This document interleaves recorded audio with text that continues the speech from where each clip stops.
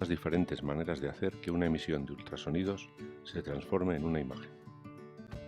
El modo A, o de amplitud, es utilizado en ecografía ocular.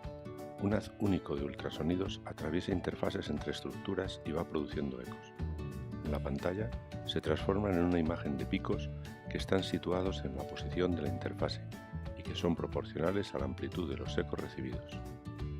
En los ejemplos oculares presentados, el primer eco se corresponde con la córnea, los dos siguientes con el cristalino y el último con la retina, lo que permitirá detectar luxaciones del cristalino y desprendimientos de retina. El modo M, o de movimiento, es también llamado TM, o de tiempo-movimiento. Consiste en la emisión repetitiva de un haz único de ultrasonidos desde un transductor que no se mueve.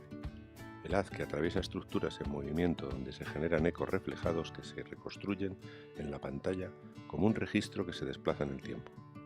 En el ejemplo de ecografía vascular se observa la variabilidad del diámetro de una arteria.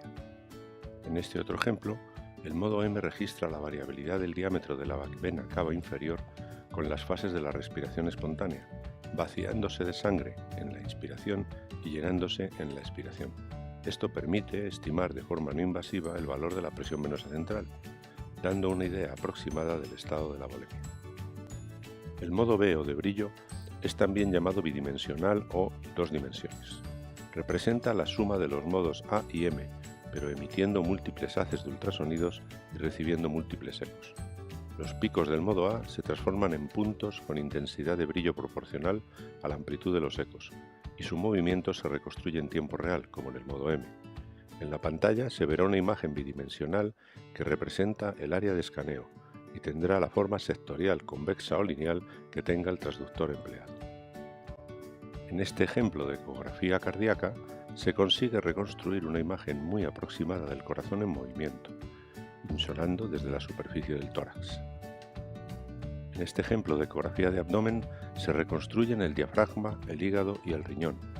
Las flechas señalan el espacio virtual de Morrison, que es de gran utilidad para la detección de líquido intraperitoneal.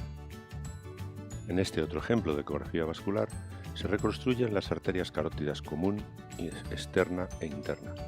A nivel de la bifurcación o bulbo se registra una placa de ateroma que se representa como una imagen brillante con una sombra acústica oscura posterior a ella. Los hematíes de la sangre se comportan como reflectores en movimiento que aumentan o disminuyen la frecuencia de vibración de los haces de ultrasonidos.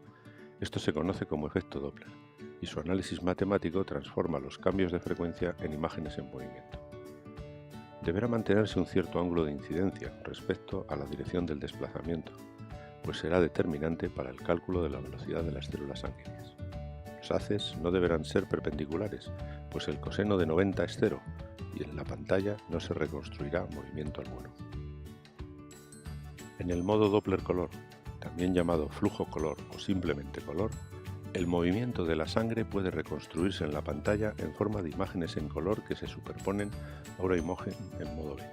Para ello, se asigna un color al sentido de la corriente sanguínea, siendo rojo si se acerca al transductor y azul si se aleja de él. Se asigna también una escala de color a la mayor o menor velocidad de la sangre.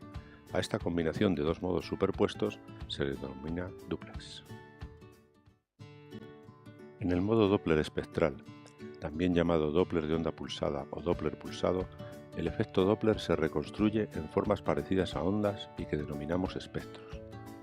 Una escala asigna un sentido positivo al movimiento de la sangre que va hacia el transductor y lo sitúa por encima de la línea media, y un sentido negativo al movimiento de la sangre que se aleja del transductor y lo sitúa por debajo de la línea media o de base. La altura del espectro es proporcional a la velocidad medida en centímetros por segundo.